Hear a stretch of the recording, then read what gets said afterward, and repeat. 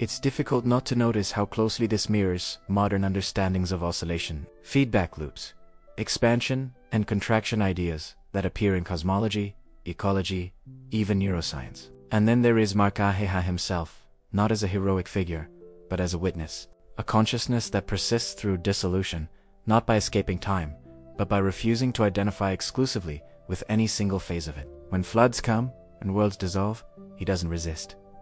He watches. When creation resumes, he doesn't cling. Observes. It almost feels as if the Purana is less interested in what happens to the universe, and more interested in what happens to awareness when it stops anchoring itself to outcomes.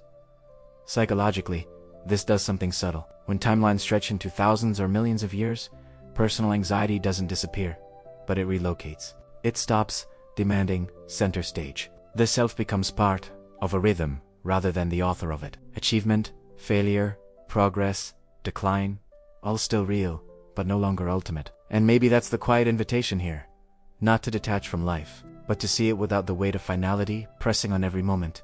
I might be wrong, but it feels like the Mārkaṇḍeya Purāṇa isn't asking us to fix the cycle, escape the cycle, or dominate the cycle. It simply invites us to notice it, to see where we are standing within the turning, and what loosens when we stop mistaking one phase for the whole. When the Yuga showed us stillness at the center of reality, this text shows what happens when that stillness allows movement to happen around it. Time rotates, ages rise and fall.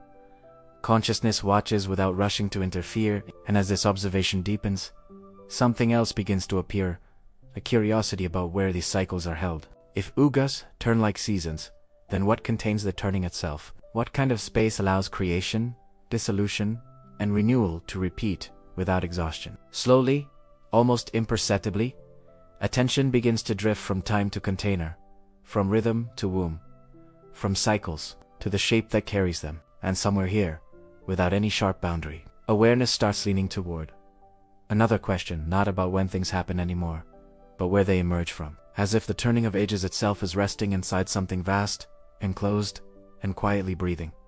An egg-shaped silence, a universe held before it opens. And that's where the next movement seems to begin.